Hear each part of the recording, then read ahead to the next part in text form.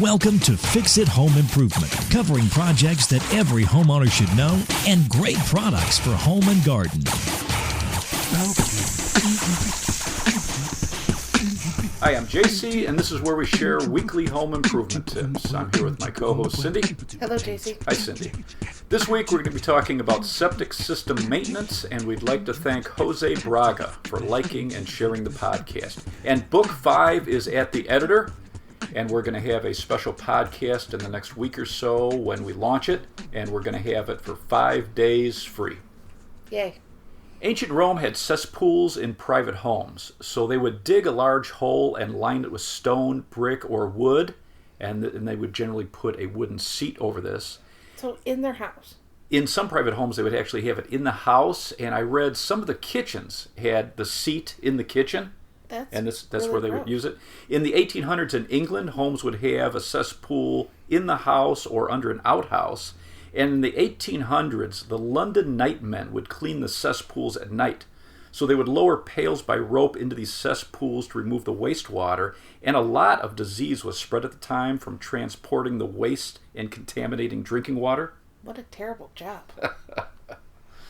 In the 1860s in France, Jean Maras ran clay pipes to a concrete tank that he buried next to his home.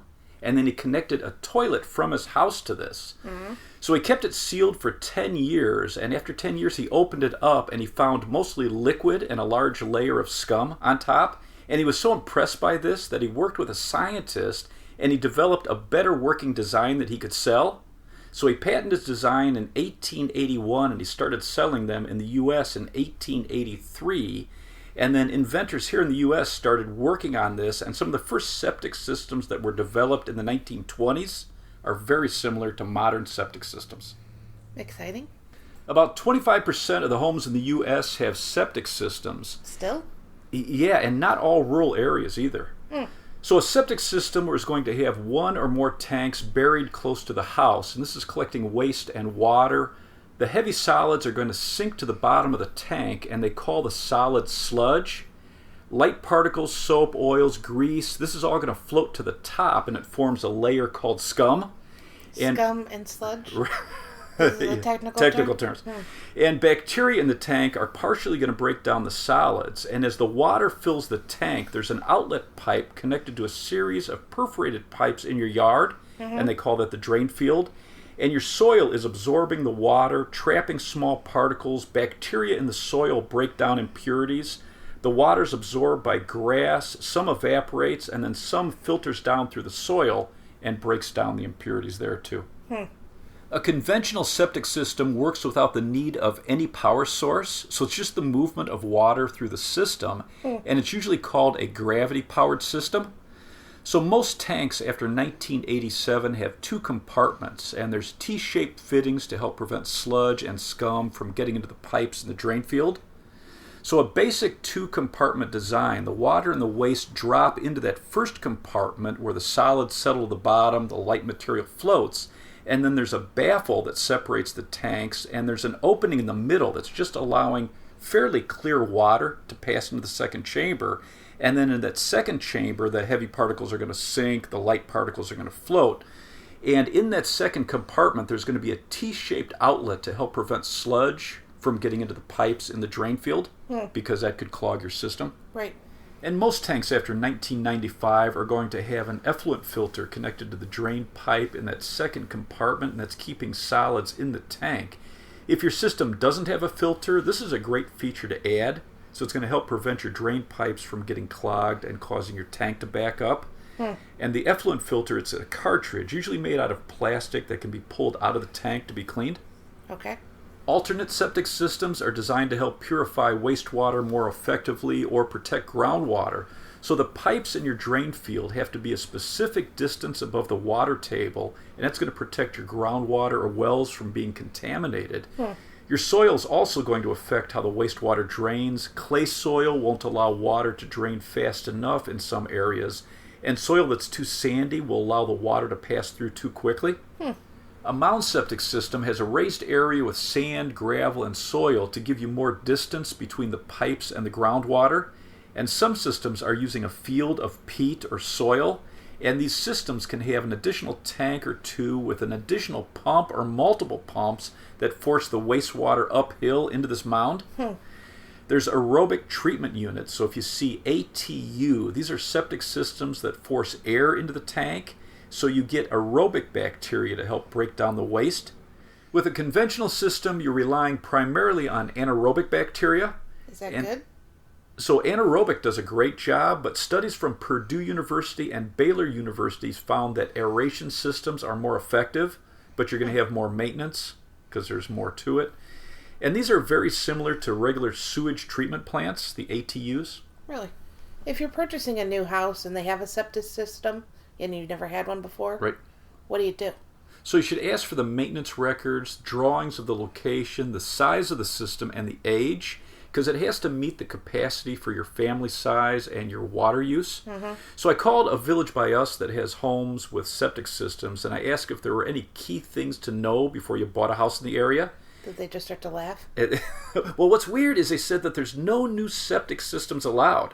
So if you buy a house with a septic, and let's say it's an older house and the system's older and it fails, right, you have to connect to the city sewer. And they told me that the estimated cost is between $15,000 and $17,000. Cha-ching. So it's good to ask these kind of questions before you buy a house in an area with septic systems.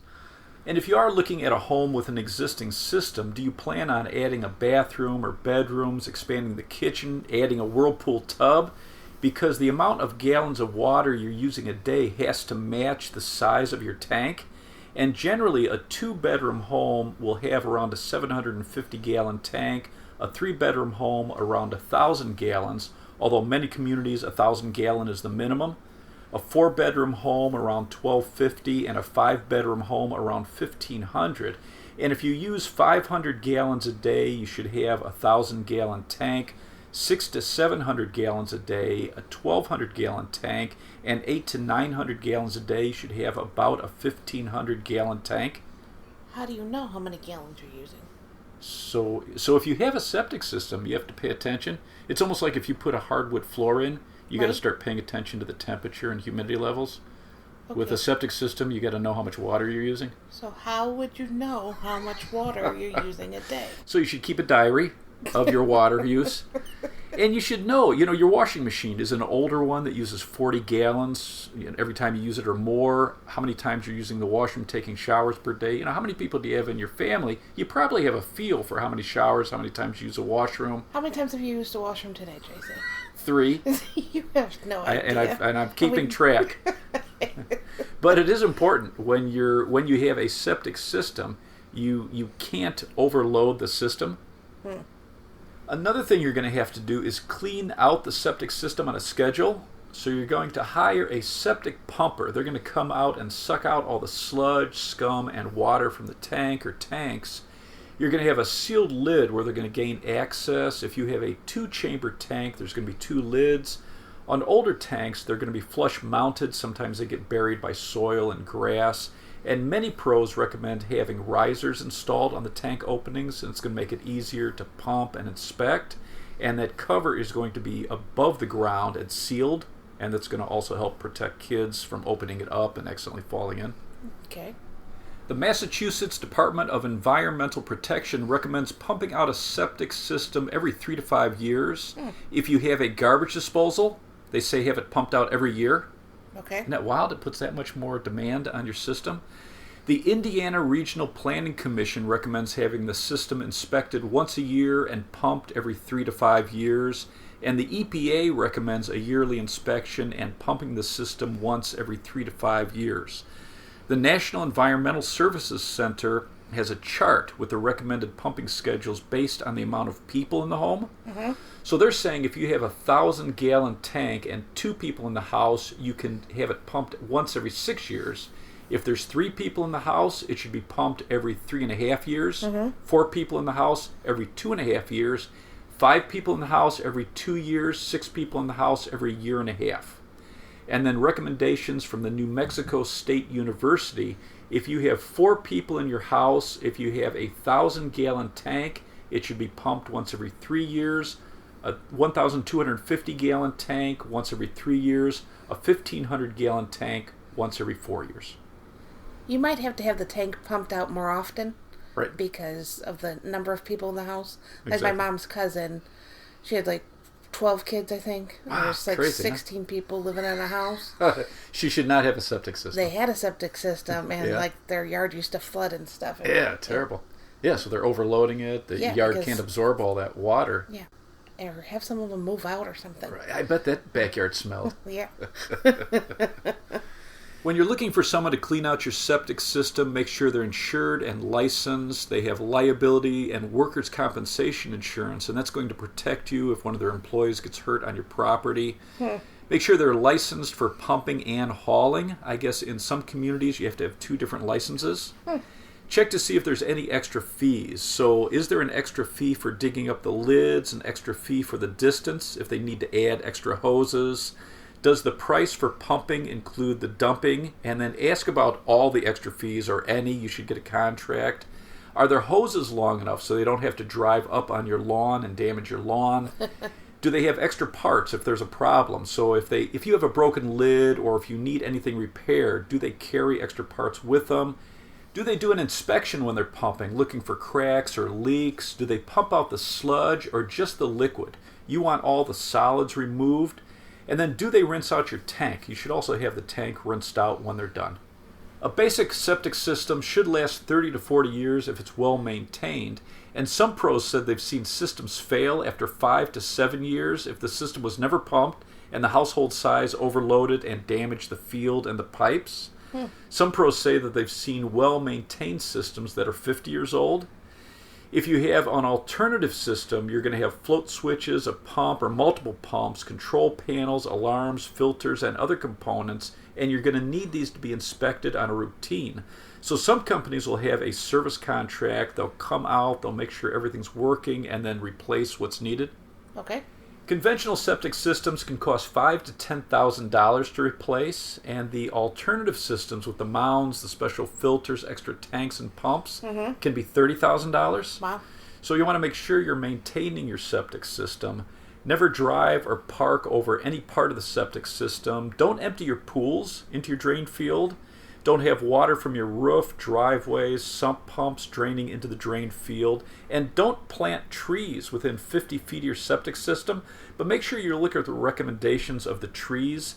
Certain trees like weeping willows and walnut trees, they're recommending keep them at least 100 feet away from your septic system. Wild, huh? The Indiana Regional Planning Commission says don't plant anything other than grass over your drain field. Grass is actually going to help remove some wastewater. Don't dig or build anything over your system like a shed or a workshop. Don't allow the backwash from your home water softener to enter your septic system so that salty water can kill bacteria. Really? You don't want to use a garbage disposal. It puts too much burden on the bacteria, and the solids add to the sludge layer. The National Environmental Services Center says a disposer can add up to 50% more solids over time. Really? Don't flush anything down the toilet except human waste and toilet paper. Don't pour harsh chemicals down your drains. Research from the Kansas State University says do not flush disposable diapers, disposable wipes, cat litter, or any hygiene products. If any products have warnings on the label, you're probably killing bacteria that your system needs. Never pour cooking oil or grease down the drain. Never pour paints or solvents down your drain. No cigarette butts or coffee grounds. And install lint traps on your washing machine because bacteria can't break down synthetic material. Don't use antibacterial soap because it kills the bacteria in your system. Funny, huh? I have the routine for proper hand washing if you have a septic system. So wet your hands and then turn off the water. Apply soap to your hands and rub briskly, soaping up your whole hand between your fingers, under your fingernails, and you need to rub your hands together for at least 20 seconds, then rinse. And the CDC says regular hand soap is just as effective as antibacterial soap at cleaning your hands, and then it's going to be much safer for your septic system. Who knew? Don't use any products with bleach, chlorine, or phosphates. They kill the bacteria in your septic system. There are septic-safe dishwasher detergents that are phosphate-free. Okay. Some of the top rated are from 7th generation, Puracy, it's Puracy, and Eco Me, it's ECO-ME. Some top-rated septic-safe laundry detergents are from Earth-Friendly, Planet Laundry Products, Mrs. Meyer's, and Seventh Generation. And then most pros are recommending to use green cleaners for your kitchen and your bathroom. Some of the top-rated are from Better Life, Shabby Chick, it's SHABBYCHICK, Mrs. Meyer's, and Method. I looked at toilet paper, and most studies show that ordinary toilet paper doesn't seem to harm the septic tank or the drain field. The Natural Resource Defense Council says to buy only toilet paper made out of recycled paper, and that's going to help protect forests.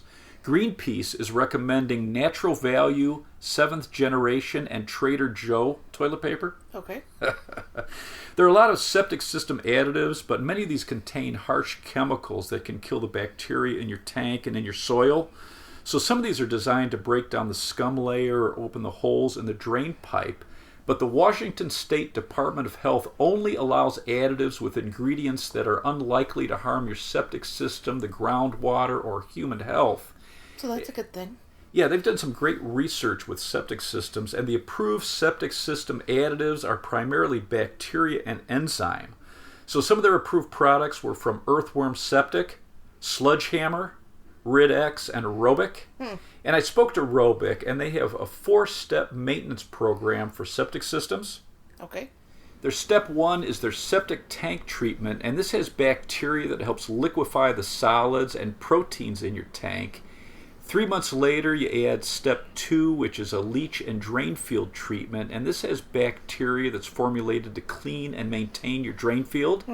After 3 months, you add step 3, which is their soap, grease, and paper digester, and this has bacteria that breaks down soap, toilet paper, and grease. And then 3 months later, you put in the mainline cleaner, and this has bacteria to break down the sludge buildup that builds up on the pipes. So you should put this in your water diary? Yes, and Aerobic is ROEBIC. I also spoke to Unique, who have bacteria-based septic products, and they emphasized how important it is to be careful with what you flush down your drains. But they're saying it's hard to know what products can be killing your bacteria. Some mouthwashes, prescription drugs, and bath oils can kill bacteria. Really? So they have something called their septic system digester that you can add once a month or so to your system, and this is going to add to the bacterial count and help keep your system healthy. You want to control how much water you're using. Using too much water can reduce the effectiveness of the bacteria. The solids in the tank need time to settle to the bottom, and if you're constantly using water, it keeps those solids moving, which can cause clogs or excessive growth of slime in your drain field. Slime? Right. So there's sludge, slime, and scum? If you have an older home, you should get all new shower heads. They're going to be 2.5 gallons per minute or less. Less is better. Update your toilets. Depending on the state you're in, you're going to be 1.6 gallons per flush or 1.28 gallons per flush. Less is better. Repair any leaking faucets. Don't do several small loads of laundry. Wait until you have enough for a full load. And if you do have a lot of full loads to wash, spread it out over a week rather than doing multiple loads in one day. If you have a hot tub, you should drain it away from your drain field. If you have a big party planned, you should let your guests know about your septic system. You want to make sure So that what, post signs? well, Put it on the invitation, you want to make sure that they're only using the toilet for flushing toilet paper, and you may want to have your system cleaned before a party. It's going to give you room in the tank for the excess water and waste. Do you have anything else to add? You should have your system inspected every year or two to catch any problems early. Have it pumped every 3 to 5 years, depending on the amount of people and your water use. Add a filter if you don't have one, and some states now require it because they're so effective at protecting the system. Some pros are recommending high-pressure water jetting of the pipes in the drain field to keep them open once every few years, and don't have any open flames near the tank lids on the system. Methane gas is explosive. Let's wrap this up. You can subscribe to our podcast on Apple Podcasts, Player FM, CastBox, or your favorite podcast app. If you enjoyed it, please leave us a review. You can check out our home improvement videos on our YouTube channel, Fix It Home Improvement. And you can subscribe to that as well. You can download our books, Home Improvement Solutions, What Every Homeowner Should Know, on Amazon. If you enjoyed it, please leave us a 5-star rating and review. You can email us at fixitpodcast@gmail.com, and you can follow Cindy on Twitter at FixItCohost. Thank you for listening. Talk to you next week.